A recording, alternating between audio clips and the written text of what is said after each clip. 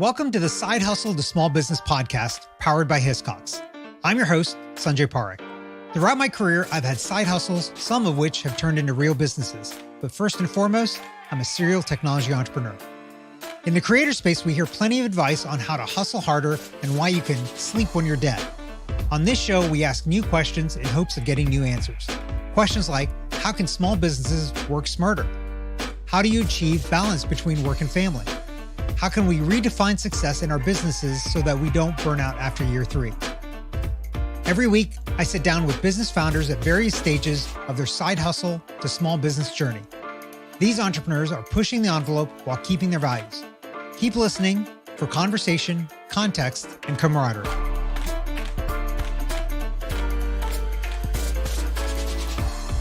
Skill-based volunteering is the anchoring philosophy of the Underdog Family, a nonprofit based in Denver, Colorado. The Underdog Family, or TUF, provides website design services to small businesses 100% free of charge. They utilize a team of highly skilled professionals as pro bono volunteers. Today on the show, I'm speaking with the organization's founder, Chin Wirapuli. Chin, welcome to the show. Thanks for having me. So I'm excited to talk to you because I think what you're doing is really kind of fascinating. But before we get into the Underdog Family, tell me a little bit about your background and your history and kind of how you got to where you are now. Yeah, absolutely. So my name is Chin Wirapuli. I was born in Baltimore, but pretty much spent my whole life in Michigan. And for me to kind of tell you the story, the origin story of the Underdog Family, kind of have to know a little bit more about me as a person, where when I was in high school, there's a natural disaster that affected the island of Sri Lanka, which is where my parents immigrated from back in the late 70s. And at the time, my dad really encouraged me to kind of get involved in the Sri Lankan community, help fundraise, help raise money. And in my high school kind of circle of friends, it wasn't a lot of money, but what we raised, I was able to see the real impact of that, especially the impact for those who need it. Supplies, blankets, things like that we were able to send. And it planted a seed in me from a really young age where I always wanted to find opportunities to give back where I could. Fast forward, after attending the University of Michigan, I got a job in healthcare software consulting where I was on the road, Monday through Thursday, pretty much every single week. This was back in 2012. And while exhausting and exciting, it also kind of created this idea that it was tough to be involved in the community since I was always kind of in between multiple cities.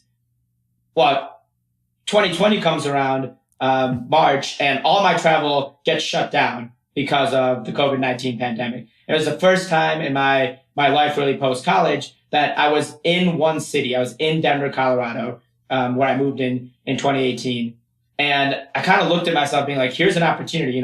I've thought for the last 8-9 years that I wanted to get back to giving back to my community, but I always had this excuse of I'm not really around. Well, it's put up or shut up time, Chin. If you truly mean what you think, you can act on it right now. So when my travel was shut down, shortly after, there's a lot of social unrest. The murder of George Floyd occurs, and there's this event in Denver and across the country called Blackout Tuesday that was designed to support Black-owned restaurants, small businesses in your community. And I remember going to one of my favorite restaurants just down the street from where I live in the Five Points neighborhood of Denver, and seeing, a line around the block, a lot of people trying it for the first time. I was speaking to quite a few of them, and they mentioned, oh yeah, this place is great. One of my friends told me about it, but I couldn't find, the information in advance online. I couldn't place an order. I actually might have to leave soon. And the wheels just kind of started turning at that point on. Maybe this is my opportunity to give back. So I won't spoil too much of it because I know we're going to get into it, but that's kind of where I went from, high school kid with a passion to give back to an opportunity that eventually I was able to fulfill. So let me ask you a little bit about your history then as a kid too. Did you ever do anything entrepreneurial growing up? Yeah. So actually when I was in college, I was a social chair of my fraternity at Michigan, and I would do concerts to essentially raise funding for us to be able to do social events. So my sophomore year, I had a culture with Mike Posner and B.O.B., who went on to be big name artists. Mike Posner and Big Sean, both from Detroit originally. And then senior year, did another concert with Mike Posner and B.O.B. And the concert company was actually called Sri Unit Entertainment, to give a nod again to my Sri Lankan heritage. Nice. Love that. So you had a little bit of a taste of entrepreneurship, and then started working, and then started this up. And so let's talk about the Underdog Family. Like, what is it? How did it get started? And what are you doing for people? Yeah, so I think that's a great segue to kind of pick up where I left off a little bit, where the Underdog Family, it started in June of 2020. Again, in a period of time where we're dealing with a pandemic, a lot of people are dealing with social unrest and the desire to really want to find things that they can give back to, things that they care about, something to give them, a passion and a purpose in a time where you really felt isolated. So for me, that moment when I went to the restaurant down the street from where I live, I knew that they served amazing food. I knew that they, as a restaurant, had their recipes and all that other good stuff down. But it all of a sudden overnight became important to have a digital presence, regardless of the business that you were in. And small businesses as a whole, throw COVID out the window, as a whole, oftentimes you have so many people wearing so many different hats. They're already stressed. You already have someone that's a cook that's also taking order, that's also taking, phone calls. And so now all of a sudden with the pandemic, there's no more in-person foot traffic, right? There's all these restrictions. You have to be able to reach people online. And so the Underdog Family really saw that opportunity, where what we could do is let the businesses focus on what they do best and take the digital stress of running an organization in 2020 out of their hands by building, this is what we do now. We build a website for a business. We actually like to call it a digital storefront, because in addition to the website, we integrate your online ordering, we integrate your social media pages, also bring in your Google reviews, so that when someone's visiting your site, they're actually visiting your storefront just digitally. Yeah, I love that. So you're standing in line there and kind of come up with the idea to do this. Did you have any co-founders, or did it start with just you? Yeah, well, it did start with me, but it absolutely would not be where it's at without my VP and essentially my co-founder, Derek Knudsen. So when I had this idea, my initial thought process was, okay, I'm going to get a web designer, a professional photographer, social media consultant. I'm going to hire all these different third-party vendors, and I'll handle the costs, and that'll be my contribution back to the community. But as I started to investigate, each line item, it added up very quickly. Web design's not cheap. Photographers often charge by the hour. And so it wasn't until I really met with Derek Knudsen, who's just one of my good friends at the time. He had a background in the nonprofit space from New York. And we're talking about how we're going to make this work. And we both had such a big network in Denver, just fortunate to have a lot of friends that are doing really big things in their own time. We're like, well, what if instead of hiring everyone, we just manage their time and allow them to give back, maybe between 2 and 6 hours a month as volunteer time, because everyone was starving to be able to give back to their community. And Mm-hmm. now all of a sudden you remove costs from the equation. You're only paying for the things that these websites charge, domain and hosting, brings it all the way down to just $500 a website for a business. And now you're cooking with gasoline. You're building a network. You got really good, highly skilled professionals, but without the cost. Yeah, I love that. And for listeners, Derek Knudsen has previously been on the podcast. So if you're interested, you can go back and listen to his episode as well. Okay. So I think, like everything you're saying resonates with me. I think all of us have seen this with restaurants, with small businesses, where the entrepreneur is passionate about what they're doing, but honestly, they're just not good, or they don't have the time to do any of that other stuff. So how are you filling that gap? How are you getting the people to come in and help you do all of those things? Because like you said, they're expensive. So what are you telling them in terms of like, okay, yeah, I'm only going to use you 2 to 6 hours a month. How are you convincing them, or are they convincing themselves to come and work on the Underdog Family stuff? Yeah. So by and large, the volunteers that have been the most sticky, for lack of a better term, the ones that have come into the organization and then just refused to leave, are the ones that found us. So we've had, a couple local publications do stories on us. Out in the community, 5 Points Atlas comes to mind. We've had a lot of Instagram promotions where people will just DM us and say, hey, I saw that you did a website for one of my favorite restaurants. I love what you're doing out in the community. Can I get involved?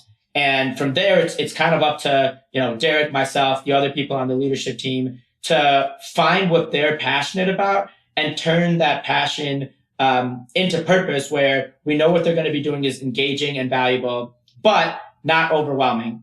So some of the other tools that we have to kind of keep that balance is we do a monthly event as a team. A lot of amazing businesses and organizations in Denver support us with what we're doing, where they offer unique experiences to our volunteers. A great example is we did a private tour at Denver MCA, which is the Museum of Contemporary Art, where we were able to see the gallery as a team, then go up to the rooftop, enjoy a beverage or a snack, and you're basically building a community. So what we like to say is it's not really work. It's almost friends coming together to do good things.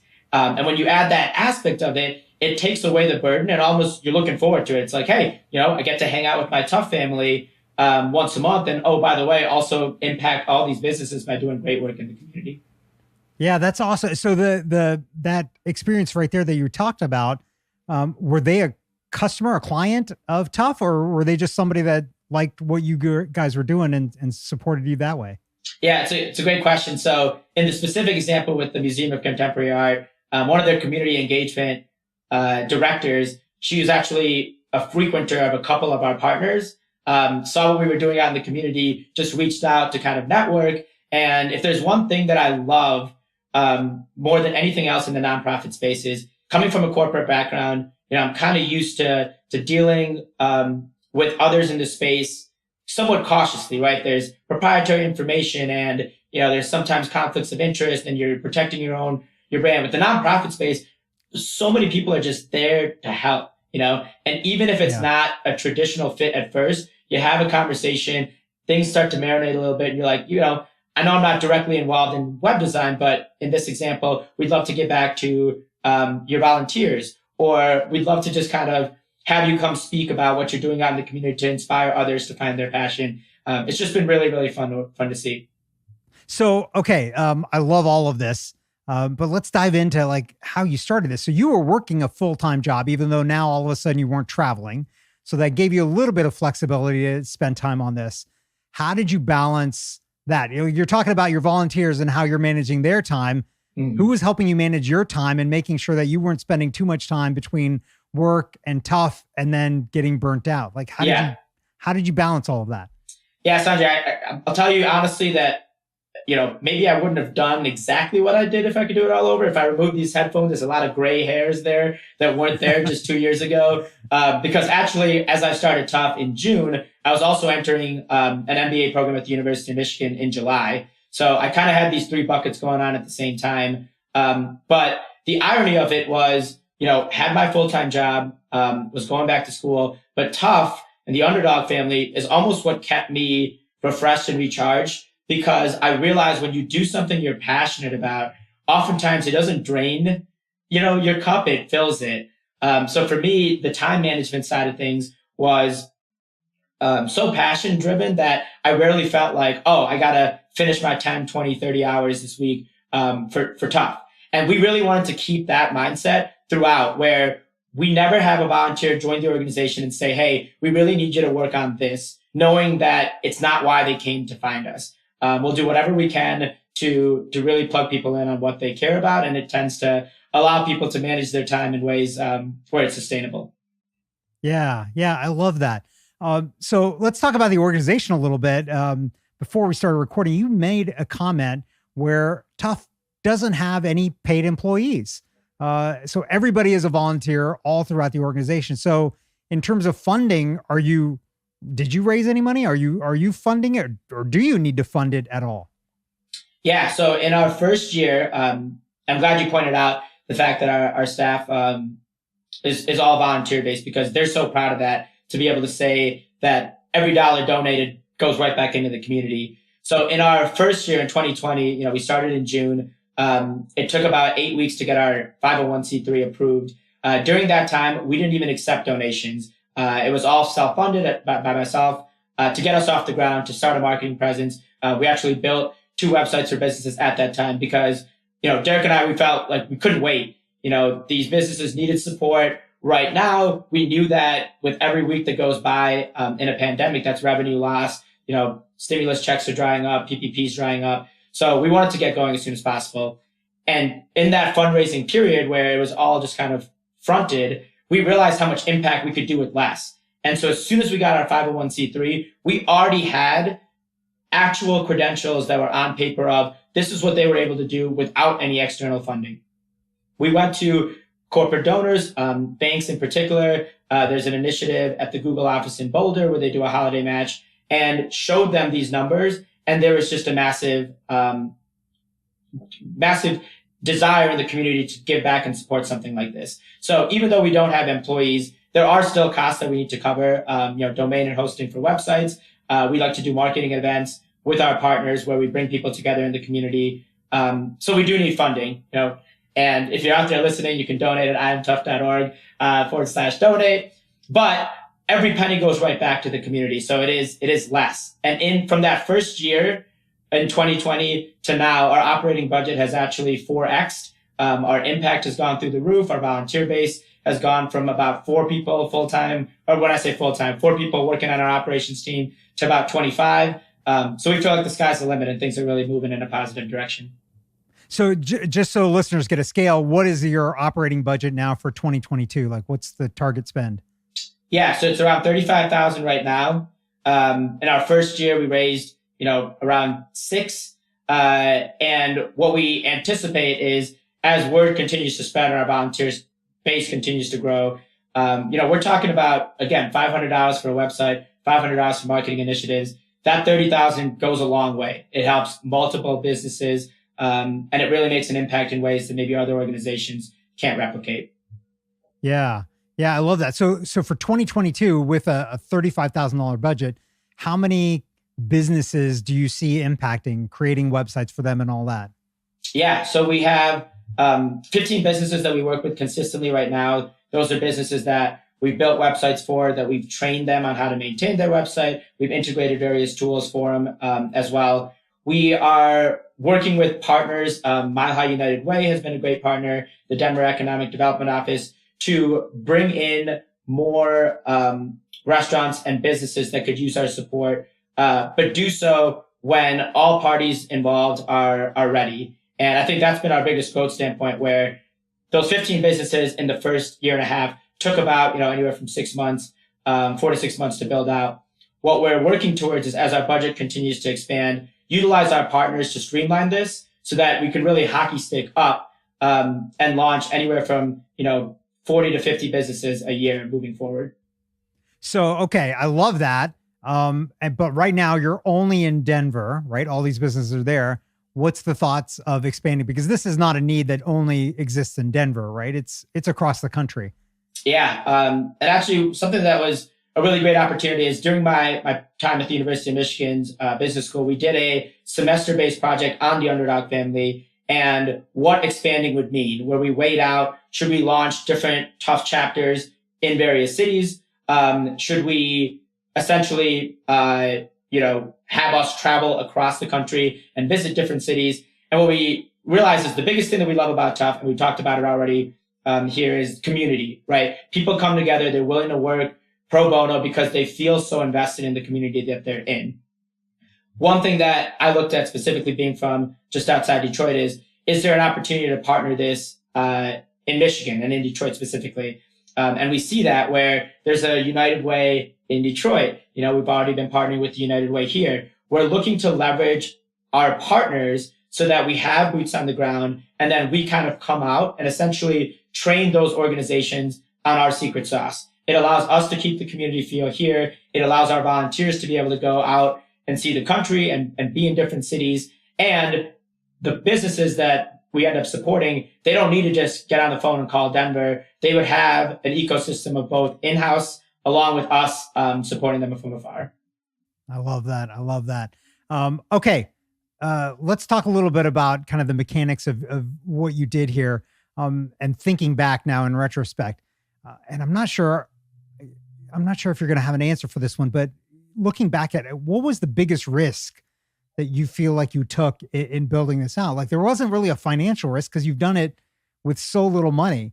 So there was no downside there. Was there like some other risk that you like looking back now that like, oh, that could have tanked the whole thing if we hadn't come out on the right side? Yeah. I mean, I know it's a little emotional, but for me, the biggest risk was getting my bubble burst on. I was so sure that when I launched this, there was going to be businesses that wanted to work with us, volunteers that were going to line up, jump right in, and we were going to take off to the moon and be able to support the community within, weeks. Surprisingly, what I saw was a bit of a process there, especially with the businesses, because there are a lot of groups that come in promising support that oftentimes with this small business system either don't deliver or they're looking at it from a different angle. Maybe a debt equity model where if the business doesn't see an increase in revenue, then all of a sudden this company is able to kind of grab their business right out from under them. So in the first couple of months, we actually saw a lot of trepidation, and it took trust building on our side to really, be patient. And it wasn't until those first 3 clients took off for us to be established as an organization. And you mentioned the financial aspect. Sure, that wasn't overly burdensome, but to launch something that fails when you have the most altruistic of models would have been, devastating for me, just on a personal note. And then from a volunteer standpoint, if people weren't coming in, my faith in humanity, Sanjay, would have suffered a little bit, being like, here's your opportunity to give back to the community. Thankfully, both those things resolve themselves, where, we don't really struggle to attain volunteers. We have a very inbound focused model now. And anytime we do an event, we have all of our partners rushing to come out to advocate for us. So I would say that risk, thankfully, did not come to fruition. That's great. So thinking about both of those things, now that you've kind of gone through that cycle and experience and come out the other side, is there something that you would have done differently to maybe help shorten down that time frame of figuring out this kind of chicken and egg problem that you had on both sides? Yeah. So our first project dragged on a bit, where, as I mentioned, there's a little bit of trepidation, especially from the business side. And when we got over the hump, it was actually Derek and I, we went back, we were told that, they're not going to have the time to work with us. They definitely got, I don't want to say scared, but they got skittish to the point where it wasn't worth it. So we went back just to my apartment. We pulled up all the things that we could find on various sites, third parties, Yelp, Grubhub, anything with their menus. And we built a website off of public data and then displayed it to them. And they're like, this is amazing. We're so sorry. We now see your vision. And I think, again, what we could have done better up front is shape the path a little bit more for these businesses, just understanding what they've been through as a locally owned small business in the community, and made it a little easier to trust us from the start. Okay. Yeah, that's great. Okay, so let's talk about advice now for people that are listening to this podcast and thinking about wanting to do a side hustle or small business and kind of launching it full time. Like what advice do you have for somebody that's doing that? Yeah, my biggest advice is, one of my favorite quotes is attack each day with an enthusiasm unknown to mankind. It's the University of Michigan quote from Jim Harbaugh. And the reason that I love it is because, you get up there, you grind, you have to have something that you're starving for. And with Tough, I definitely had that passion from the beginning, but somewhat underestimated the resistance I would face. And we just covered that. If you don't have something you're truly passionate about, when you meet that resistance, it's going to be really easy for you to just kind of give up and find something else that maybe is easier or you feel, that you can attain quicker. Biggest piece of advice for anyone that's looking to start a side hustle is, again, find something you're passionate about so that it's not just a grind. It's something you wake up looking forward to. Yeah, that is great advice, because a lot of times, I don't know how you feel, but it becomes not work anymore, right? I don't know if does this feel like work to you, or does it feel like something you just do? No, for me at this point, it's just something I do. I have my Tough shirt on right now. I love to just walk through the neighborhood, stop by, visit a lot of our partners, and I get hugs. They'll always offer me free food that I vehemently deny. But that's how I feel. We initially started off as the Underdog Foundation, and we rebranded to the Underdog Family because we feel like this is not just a charitable body that gives out grants. This is an organization that brings people together with a family mindset where I don't want you to just succeed for my benefit. I want you to succeed the same way that I want my brother, my parents, my niece, my family to thrive. Yeah, that's great. Okay, last question. How are you managing the stress of doing all of this, right? You've got business, you've got to pay, you're on a sabbatical right now as we're speaking. Like, how are you managing the stress? Like, what do you do to de-stress and kind of relax? And, because if you go out to the restaurants that you're serving, it's almost still kind of like work, even though you're there for a meal. So how are you managing all that? Yeah. I mean, I think the biggest thing again is to integrate anything that helps you reset into your day-to-day with whatever work or hustle you're trying to do. So for me, it's people. For me, it's interacting and networking with both those that I know and maintaining those relationships, but also getting out in front of others. And, as someone that's a little bit more extroverted, that really does recharge me. So when I wake up and I look at my meetings, I try to space it out where I have something to look forward to, even if it's work. The other thing, is try to get your 6 to 8 hours of sleep, don't be pulling all-nighters. And I try to walk everywhere when I go to visit these partners. So I think staying physically active and physically fit is important too, so that you're in the best state of mind to be able to give it your all at all times. That is fantastic advice. Thanks so much for being on the show, Chin. I think all of us are excited. I'm excited about getting the Underdog Family here in Atlanta. I love it. We'll see that someday soon. We'll add it to the list. There you go. Thanks again for coming on. Thanks so much, Sanjay. Thank you for listening to this week's episode of the Side Hustle to Small Business podcast, powered by Hiscox. To learn more about how Hiscox can help protect your small business through intelligent insurance solutions, visit hiscox.com. That's HISCOX.com. And if you have a story you want to hear on this podcast, please visit hiscox.com/share your story. I'm your host, Sanjay Parekh. You can find me on Twitter at Sanjay, that's SANJAY, or on my website at sanjayparekh.com.